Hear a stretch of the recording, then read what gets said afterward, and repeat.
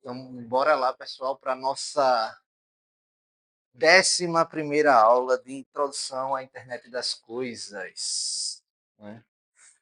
A aula de hoje ela vai ser orientada mais a criar o preâmbulo para nós estudarmos as redes de comunicação sem fio IoT. Então, o objetivo agora desse segundo módulo é a gente estudar como essas redes funcionam, por exemplo, Wi-Fi, Bluetooth, LoRa, aprender como é que funciona o pacote, a troca de informação entre elas, como é os meios de comunicação, como é que se programa esses módulos. Infelizmente, Wi-Fi é possível fazer aqui, né? No laboratório é mais fácil, mas por exemplo, LoRa é mais difícil, porque a gente não tem um módulo LoRa e precisaria de um gateway LoRa para fazer isso. Eu também tenho uns módulos de RF, de radiofrequência, que posso trazer para a gente fazer alguns experimentos. Ele não consegue ir muito longe, eu acho que ele só consegue uns 500 metros, 200 metros. Assim. Não é muito longe, não. E também tem uma rede bem legal de trabalhar que se chama Espinal. É uma rede que foi desenvolvida pela ESP32, ela é baseada no Wi-Fi. Espinal. Espinal de agora. Ele é baseado em ESP30, ela é baseada em Wi-Fi, protocolo Wi-Fi. Ela consegue ser broadcast, né? Que é tipo, ela emite uma mensagem para todo mundo, quem for de receber, recebe. Quem não receber, sinto muito, né? Ela consegue ser multicast também, né? Ela consegue utilizar diferentes topologias, é bem interessante. Eu fiz alguns trabalhos com ela. O cabeçalho dela é bem longo, dá para botar bastante coisa dentro do corpo dela. Mas isso aí a gente vai ver nas próximas aulas, né? Hoje é mais para dar um preâmbulo, né? Eu acredito que muito que eu vou falar aqui vocês já sabem. Vocês já pagaram redes de computadores? Já tiveram essa disciplina? Já? Então vamos aprender hoje. Então, existem diferentes arquiteturas que podem ser utilizadas nas redes de computadores, né? Uma delas, a gente vai passar por vários exemplos delas para ilustrar. A primeira delas são arquiteturas baseadas em serviços, né? E essa arquitetura hoje é muito comum, né? Principalmente com os microservices, né? Então, eu vou ter pequenos módulos, né, orientado a uma tarefa única que serve outros módulos, né? Então, o serviço ao usuário final, ele é usado para ele passa por diferentes módulos até chegar no usuário final. Como, por exemplo, eu tenho um serviço que faz a leitura no meu banco de dados. Né? Aí eu tenho um outro serviço que pega essa leitura do banco de dados, que faz o pré-processamento da informação. Né? Eu tenho um outro serviço que eu faço a autenticação do usuário. Então, eu vou ter pequenos chamamos isso de microserviços, né? Que vão fazendo pequenas atividades, essas atividades vão se entrelaçando até chegar ao usuário final. Um exemplo disso aqui, né, que no caso não de microserviço em si, mas de framework orientado a microserviços, é o Flask. Alguém já ouviu falar? Flask? Flask ou também tem o Fast API. Já usaram o Fast API? Flask, Flask, Flask. E o Fast API. A gente vai usar eles para fazer os nossos microserviços mais à frente, no terceiro módulo.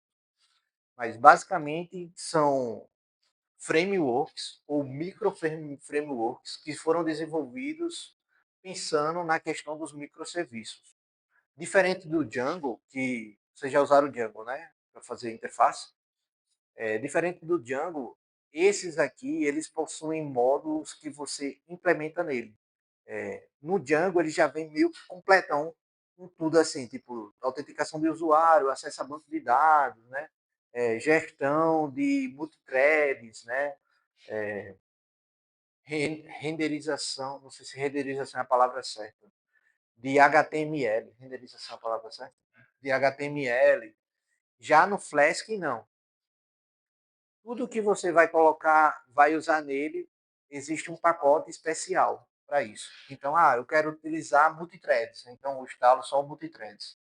Eu quero utilizar autenticação, então tem um pacote de autenticação específico. Quero usar renderização de HTML. Tem um Jinja 2, que é um pacote para fazer isso. Então, ele é extremamente leve, tipo, sei lá, uns 30 vezes mais rápido do que o Django. Muito rápido. Porque ele já foi pensado nessa questão dos microserviços. Então, ele é distribuído de forma que você vai colocando microserviços de forma a encadear a sua solução final para o usuário. E é por isso que vamos usar ele. Então, para subir uma aplicação em Flask, vai chamar lá em Python, né? Import Flask,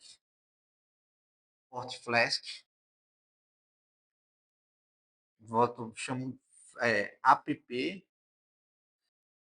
igual a Flask. Pronto, acabou. Já tem um serviço web.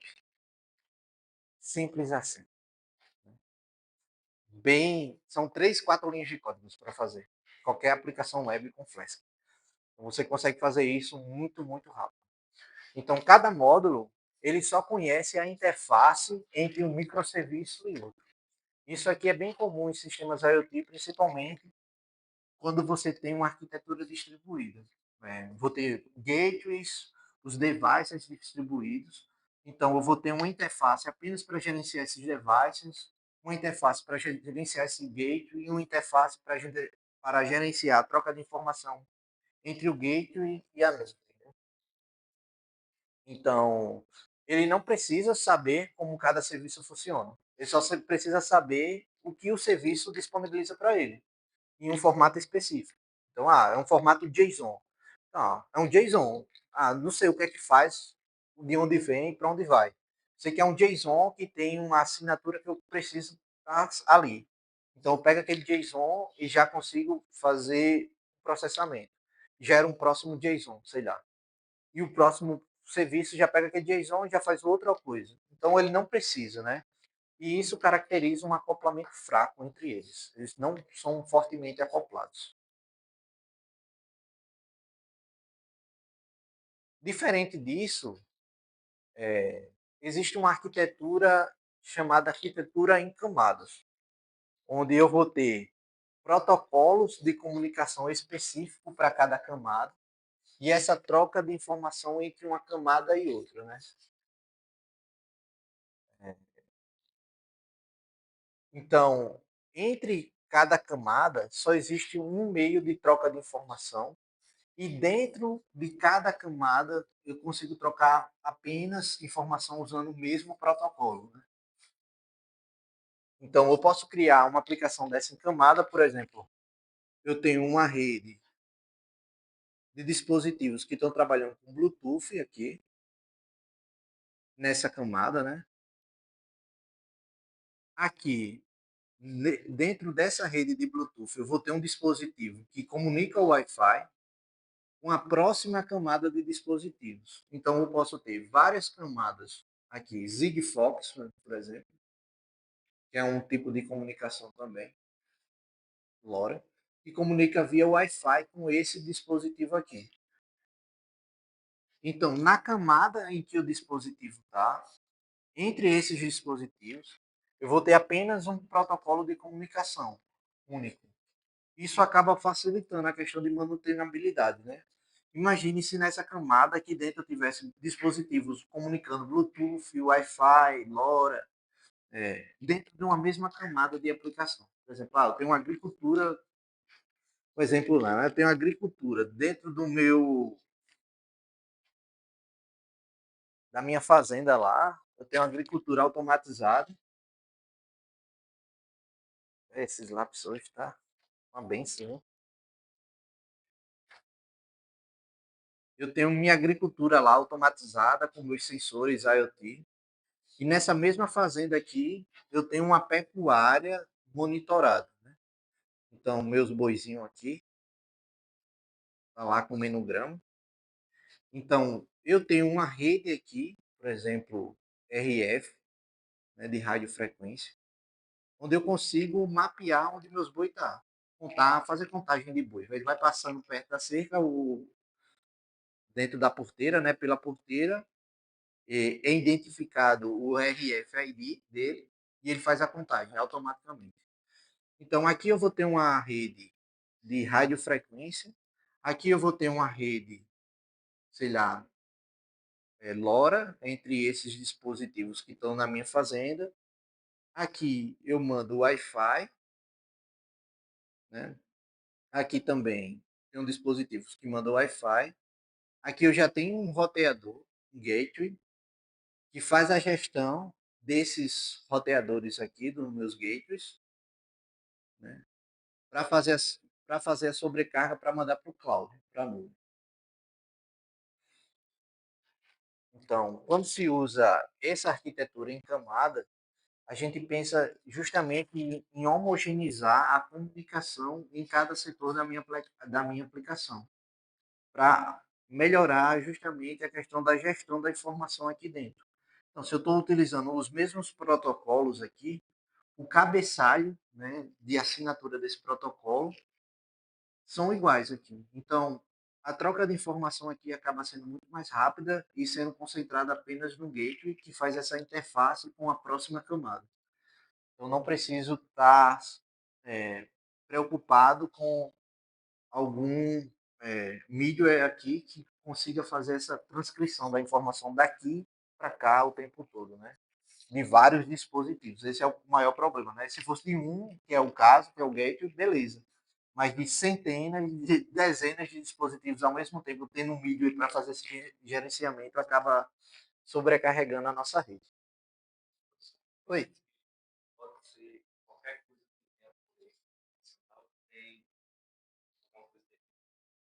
Não, pode ser qualquer dispositivo que consiga gerir a comunicação de todos, né?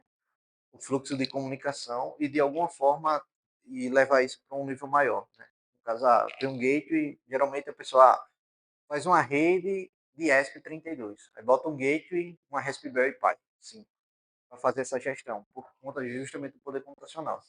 Já em outros casos, você pode ter uma rede de ESP32 e o gateway ser uma própria ESP32.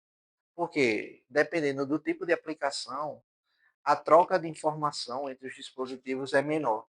Então, eu não tenho todos os dispositivos mandando ao mesmo tempo.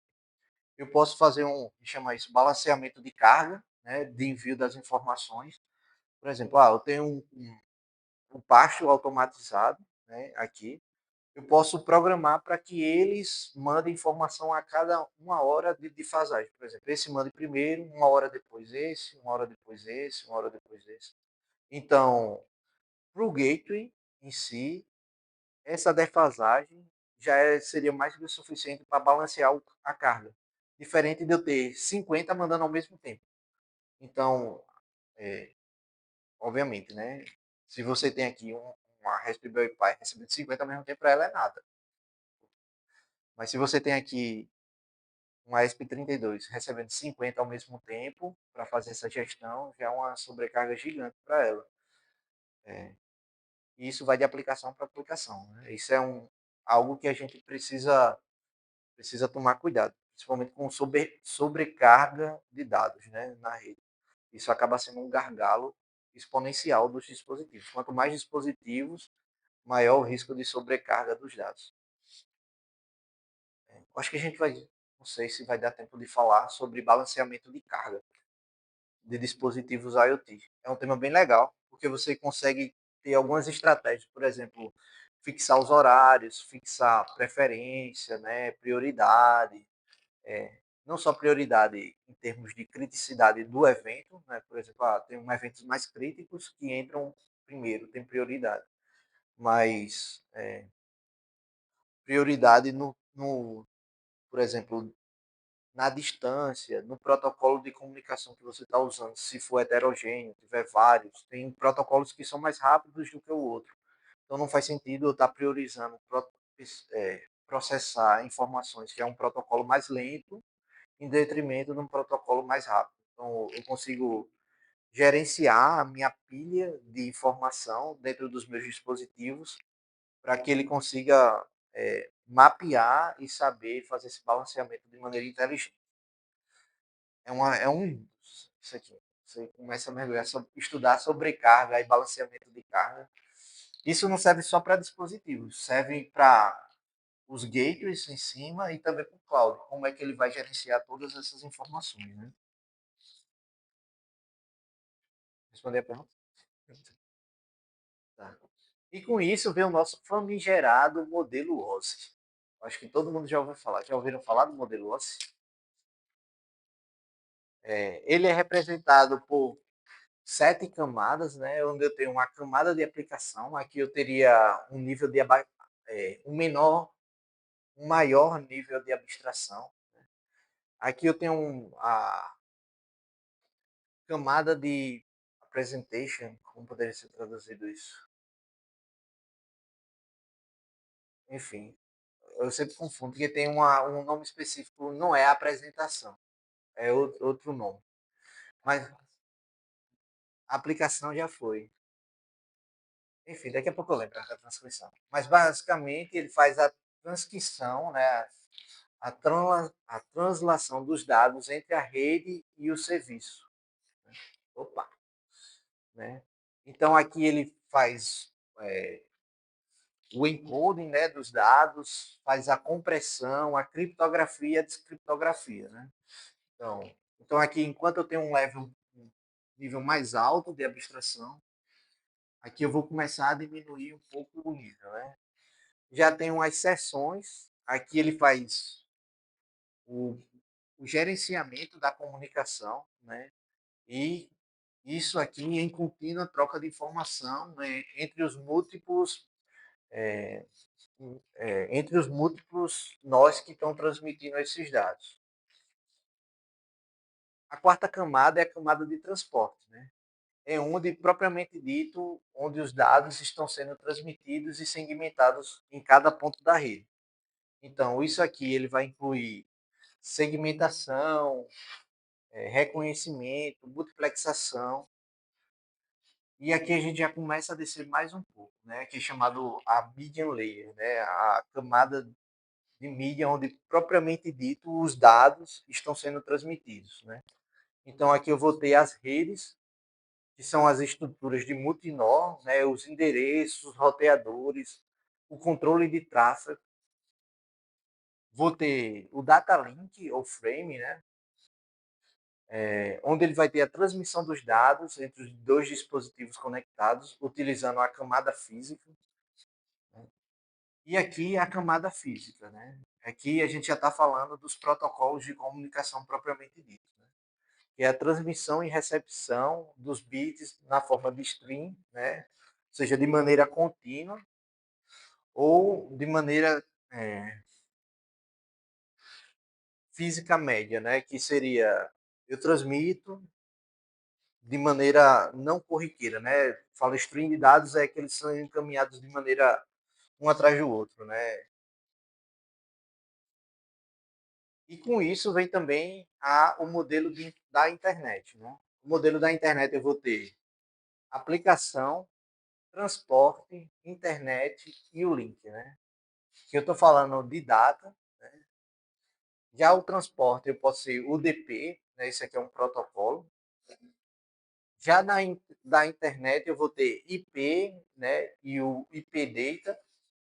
E por fim eu vou ter o cabeçalho do meu frame, né? Os dados e o frame footer, né? Que seria o final para fazer a comunicação dos bits. Então, eu vou ter, no caso da internet, ele tem uma questão de segurança. Por quê? Por se tratar de um serviço ponto a ponto, eu faço uma requisição, essa requisição é analisada e retorna uma mensagem. Né?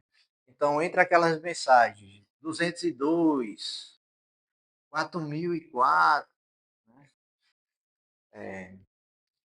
E isso aqui nos ajuda a saber se a mensagem foi entregue ou não, né? Seja fazendo um get, um post, né? Sendo fazendo qualquer um desses tipos, né? Além disso, ela tem um controle de congestionamento próprio do próprio modelo, além de utilizar segurança criptografia, né? Vamos ver, por exemplo, utilizamos o HTTP, né? Além disso, tem o HTTPS, onde você precisa aqui adicionar um certificado digital. Então, provavelmente você já deve ter entrado no site que ele vai dizer assim: você gostaria mesmo de continuar nesse site? Né? E geralmente isso acontece quando o site não possui um certificado digital. Ele já dá um. Você tem certeza que quer entrar aí no jogo do triguinho? Uau! Né? Manda você voltar na hora. Né? Por quê? Porque ele, com o certificado digital, ele consegue saber se aquele site é malicioso ou não e pode prejudicar seu computador ou não. Então, o modelo de internet ele é muito bom por conta disso, né? Hã? Fala aí, observação.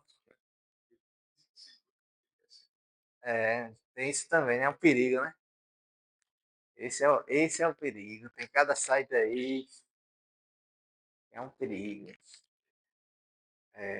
Além disso, pelo ao tamanho do dado, ele acaba sendo muito bom para a questão de quantidade de informação que está sendo transmitida. Então, quando se utiliza o modelo internet em dispositivos IoT, a gente acaba caindo num gargalo que é a quantidade de dados a ser transmitida, porque o frame dele é muito grande. Então, ele gera uma sobrecarga de rede muito grande no dispositivo para transmitir a quantidade de dados dele. Para isso, existem alguns protocolos específicos que eles adaptaram, a gente vai ver mais para frente, o modelo da internet para esses protocolos, né? Que é chamado UDP. Mas tem o COAP também, que é um protocolo que ele adaptou, o COAP, a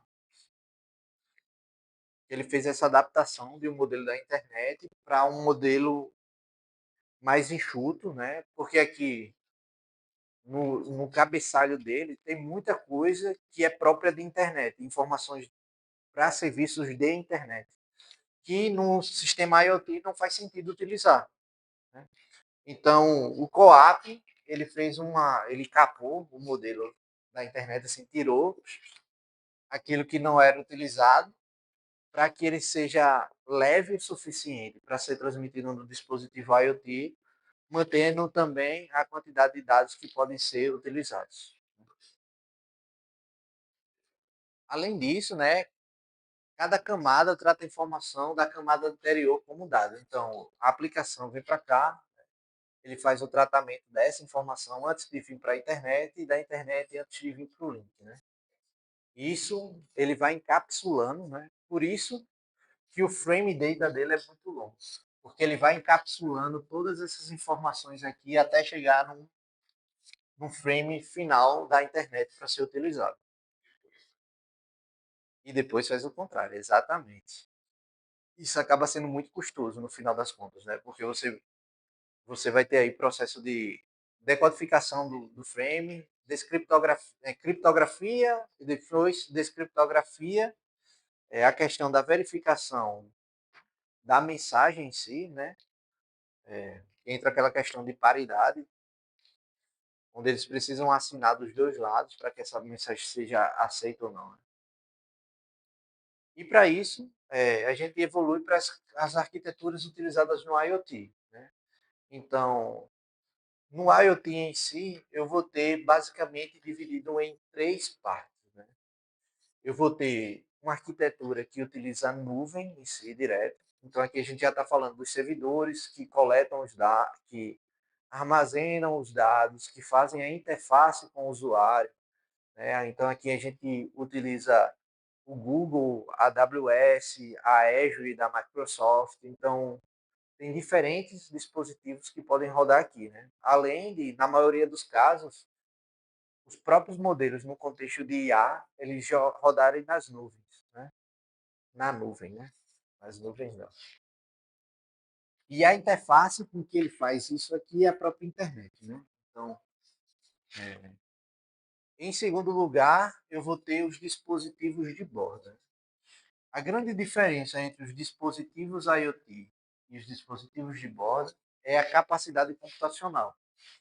Por exemplo, um dispositivo de borda aqui pode ser um gateway, né? Um roteador, pode ser uma Raspberry Pi, uma ESP não, ESP não. Já as ESPs, né, são dispositivos são dispositivos IoT de baixo nível.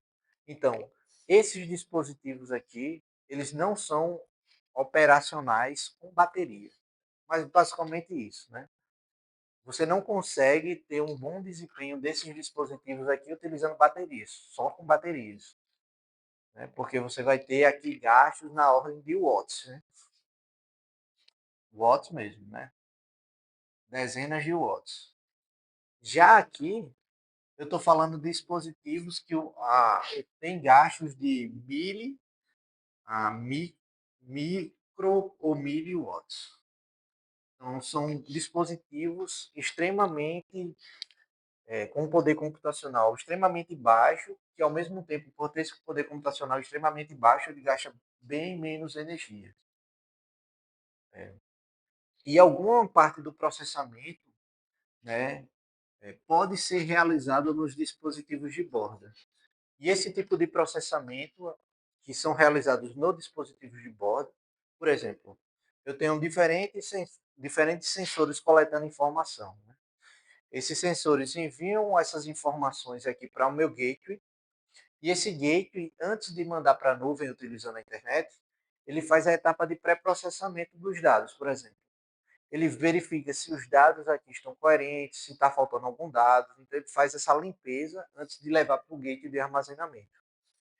Essa arquitetura, onde o pré-processamento é realizado aqui na borda, no meio, é chamado de fog computer. Fog computer.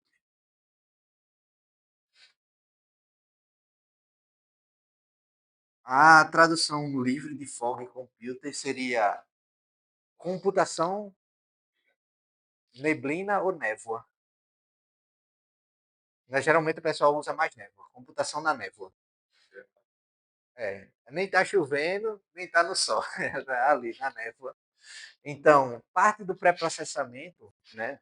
Por exemplo, ao invés de eu mandar todos os dados direto para a nuvem, eu faço aqui um tratamento dos meus dados, né? Faço a correção que é necessária fazer antes de enviar para a nuvem. E na nuvem eu só armazeno.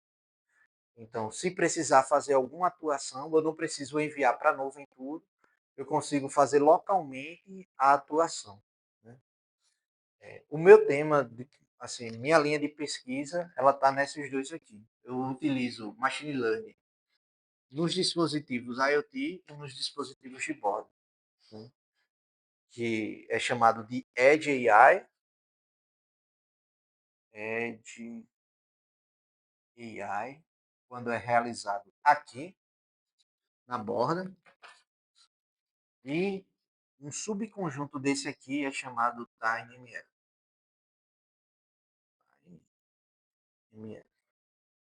Que é quando os modelos de aprendizado de máquina, de machine learning, estão sendo executados aqui, nos dispositivos de baixa potência. No caso, temos uma arquitetura de fog computer, quando parte do processamento é utilizado aqui. Uma arquitetura de edge computer, quando parte do processamento é realizado aqui. E uma arquitetura de cloud computer, quando parte do processamento ou todo o processamento é realizado aqui, na nuvem, direto na nuvem. Obviamente, não é restrito, certo? Tipo, só vou fazer cloud, só vou fazer fog, só vou fazer edge. Você pode fazer um pouco em cada um. E isso diminui a sobrecarga de rede. Então, se você consegue processar aqui as informações, remover as informações que não são importantes, a banda que você está utilizando da rede para enviar essas informações é reduzida. Você não precisa estar enviando uma tonelada de coisa para que ele seja tratado. Você já leva a quantidade de informação necessária, já tratada, bonitinha, tanto para cima, né, como para baixo para a tomada de decisão. Então, ao invés de eu estar manda um monte de informação para cima, faz um pré-processamento gigante, processamento gigante, manda tudo para baixo de volta, redistribui para esse. Então eu consigo utilizar modelos de machine learning, sistemas embarcados, para fazer a tomada de decisão direta na ponta, sem precisar utilizar cloud. E o que isso melhora? Se eu estou se eu estou transmitindo informação, significa que a qualquer momento essa informação pode ser o quê? Interceptada aqui, né? Pessoal, alguém roubar essa informação. Tanto para cá, como para cá, pra cá, né? Então, quanto menos informação está trafegando na rede, mais privada a rede é, mais segura ela é. Por mais que você use criptografia, assinatura digital, certificado digital, seja lá o que for, é diferente de um dispositivo estar executando do que essa informação está sendo trafegada na rede com risco de interceptação. Beleza? Oi.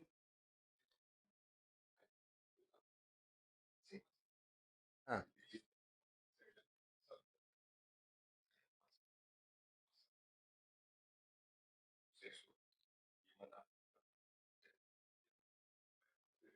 sim.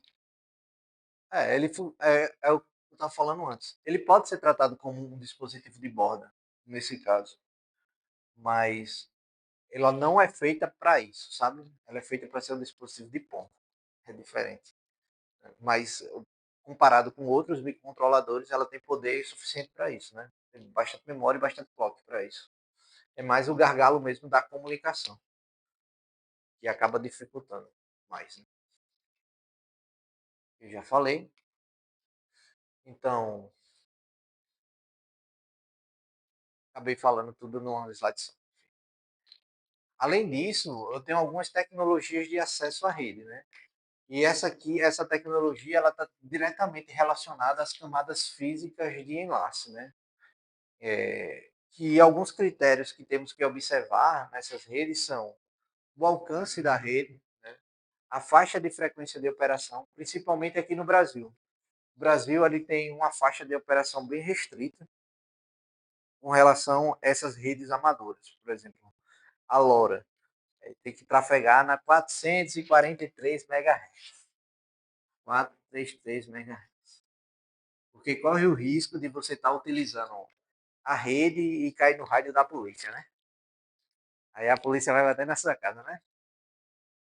Aí lascou. Eu lembro de uma história do professor meu, ele é do Pará, ele morava na beira do rio. Aí antigamente vendia, não sei se vocês conhecem, aqueles kits de eletrônica amador. Você comprava a revista e vinha um kit amador pelo correio. Né? Tipo, Mundo Curioso, sei lá, ele falou o nome lá. Ele disse que comprou esses kits de antena amadora de rádio. Aí ele construiu a antena e ele morava próximo do rio. Então a antena que ele construiu na casa dele estava dando interferência na marinha que controlava, né, o fluxo dos barcos que navegavam naquele rio. A marinha foi bater na casa dele, né? Quase que ia sendo preso. Só que ele era de menor, né? Era kit amador. Ele teve que destruir a antena dele, destruir o rádio que ele amador que ele fez. Coitado. Por quê? Por conta dessa faixa de frequência aqui, né? No Brasil, depois que saiu a TV analógica foi extinta, né? Por conta da TV digital, abriu mais uma faixa de frequência que era utilizada pela TV analógica para a gente poder utilizar. Outro assunto curioso sobre faixa de frequência é como foi feita a primeira transmissão sem fio do mundo. Vocês sabiam que foi um brasileiro que fez, um padre, Padre Landel. Foi a primeira transmissão sem fio do Brasil, do mundo. Foi ele que fez. E é engraçada a história, engraçado meio trágica, né? Ele fazendo os experimentos, ele construiu o raio dele na igreja, né, um padre católico. Ele construiu ele tinha um laboratório dele, tipo na sacristia, assim, escondido, sabe? Escondido não, né? Assim, um lugar mais afastado. Mas na igreja, perto da igreja, né? Onde ele morava e tudo mais. Aí ele fazia os testes dele, pegava o rádio, né? Comunicação sem fio, saía andando e fazendo teste, falando o rádio dele que estava em casa, né? Transmitindo sem fio. Aí alguns populares viram isso acontecendo, tipo, entraram na casa lá, na sacristia, não viu ninguém, e o rádio falando, e ninguém sabia o que era isso, né? Transmissão sem fio, tocaram fogo no laboratório do padre, achando que o padre estava falando com o demônio. Fez isso, acho que duas vezes, até na terceira ele conseguiu se explicar e não tocaram fogo no laboratório do pobre. Real, a história é real, Padre Wandel. Infelizmente pouco reconhecido, mas deveria ganhar um prêmio, sei lá, uma medalha de brasileiro aí, de personalidade brasileira, porque esse título aí do pai do telefone ficou lá para os irmãos Grambel, né? E quem fez a primeira coisa foi um padre brasileiro. E é pouco reconhecido. Triste, triste, triste. Além disso, né, com a questão da tecnologia de acesso, a questão do consumo de energia. Então, algumas tecnologias gastam mais energias, outras menos energia. Questão da topologia, isso aqui, para quem já estudou redes, você vai ver lá, a gente vai ver aqui também, né? P2P, né? Ponto a ponto, anel, estrela, anel estrela, estrela anel, não sei o quê. Além da questão da vazão, ou seja, a quantidade que pode ser transmitida a informação, né? E a velocidade com que essa informação pode ser transmitida, né? Que aqui é a latência. Que é o tempo entre o circuito enviar a informação, chegar lá aquela informação, né? No nosso caso, na computação, é o famoso ping. Né? Ping aí na minha máquina para ver se está funcionando. Então, você manda e volta. Aí ele vai dizer lá, sei lá, 56 nanosegundos. É nanosegundo ou microsegundo? Micro, né? Milissegundos, né? 56 milissegundos, né? Então foi o tempo da mensagem ir, tocar lá e voltar. Né? E com isso vem a nossa norma, que é a I3E 82154. Essa norma tem que ter assim, debaixo do braço ela, para fazer aplicações em IoT que envolvem rede. Então, ela vai atuar, né, esse tipo que é chamada MAC, né, um tipo de nó, onde eu vou ter o Reduced Function Device, esse RFD, né, ela atua apenas como no nó final, como sensores e atuadores, e eu vou ter um segundo tipo de nó, que é chamado Full Function Device, né, que pode ser o coordenador da rede, né, no caso vai ser o gateway, né, central, e ele vai coordenar essa questão das redes PAN, né, que são redes restritas ali para aquela aplicação. Além, né, de enviar os bacons para o controle da rede. Esse nome aqui, bacons, é bem engraçado, né? Mas ele se refere aos dispositivos de bordo. Então, eles chamam, ao invés de chamar de dispositivo, chamam de bacon. Principalmente se utilizar Bluetooth Low Energy. Também é um modo de chamar os dispositivos Bluetooth Low Energy de bacons. Por quê? Não sei. Tradição, sei lá. Então, nesse caso aqui, os Full Devices, né, o FFD, eles podem realizar todas as tarefas do RFD, que seria isso. Ou seja, eu posso ter um gateway que ao mesmo tempo ele tem um sensor lá, ele tem um atuador, né? E também, além disso, ele pode possuir antena, tem que possuir antena que faz a coordenação de outros dispositivos aqui. Então, ele pode fazer essa atuação de controle aqui, né, entre eles, e fazer a gestão desses dispositivos. O ano passado, final do ano passado, eu publiquei um artigo que ele utilizava essa topologia aqui, um colega meu. É, a intenção do artigo era, a questão do problema a ser resolvido é que ele trabalha com sistemas de monitoramento de câmeras para detecção de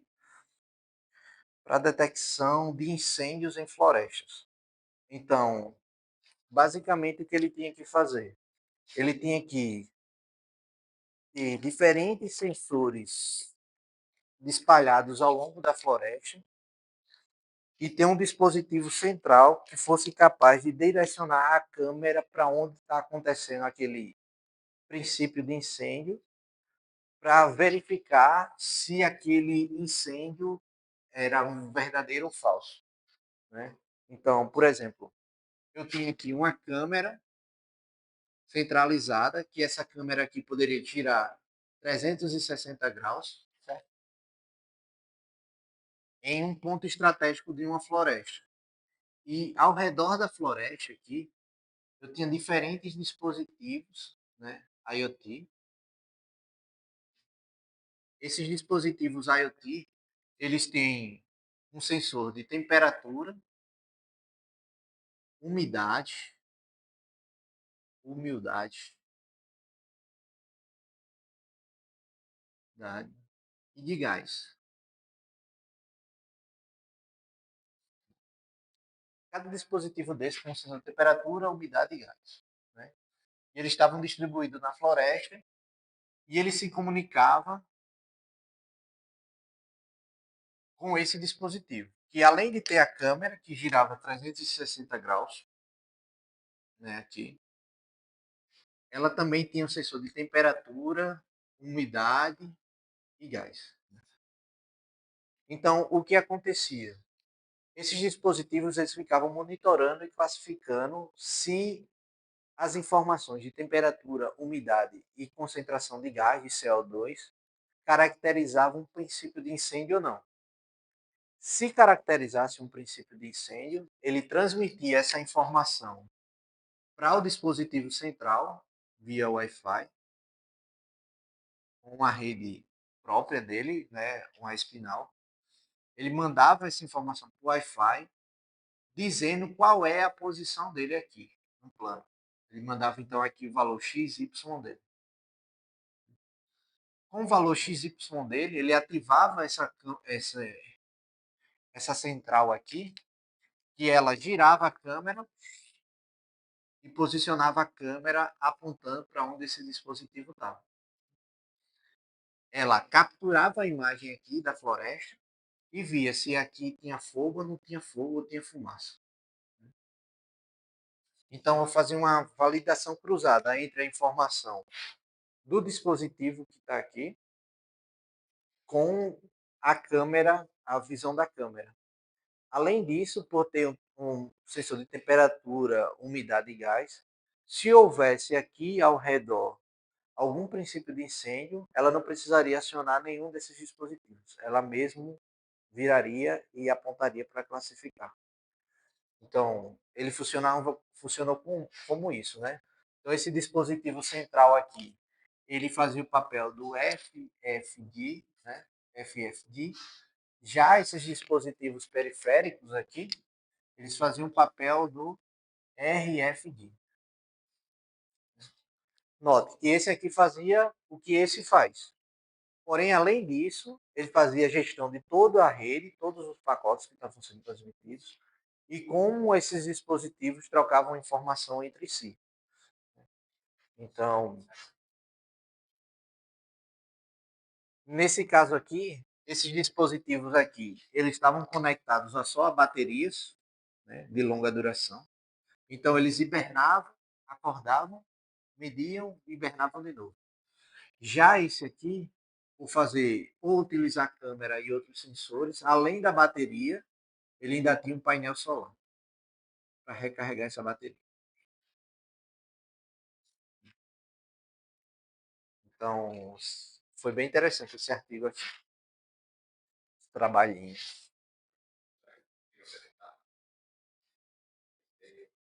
Agora, sim. Deixa eu só terminar essa parte e a gente vai, tá bom? Pronto. Então aqui a gente já. Deixa eu só ver aqui até onde a gente vai.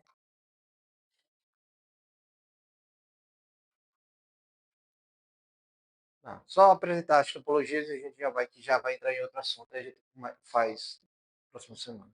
Então, vou ter topologia em estrela dessas redes, como elas podem funcionar.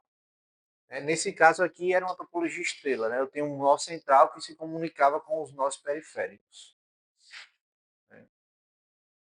Eu posso ter uma topologia ponto a ponto com coordenador único. Então, eu vou ter um a um eles se comunicando. Né? E esse coordenador aqui que faz essa. O P2P ele pode ser assim, né? Que é um estrela. A estrela é um tipo de P2P, né? Mas ele pode ser só um dispositivo um a um, né? Trocando informação entre eles. Então, essa aqui é uma característica bem predominante nos dispositivos IoT. Então, basicamente, a camada MEC ele vai ter um quadro de transmissão dos dados, né? A sinalização da presença de um coordenador, o reconhecimento, no caso, se a operação foi feita em sucesso, e a comunicação dos controladores. Beleza? Então, próxima aula a gente começa a partir dos cabeçalhos, né? E vimos também as próximas questões de acesso ao meio, como é que funciona essa questão. E amanhã a nossa apresentação.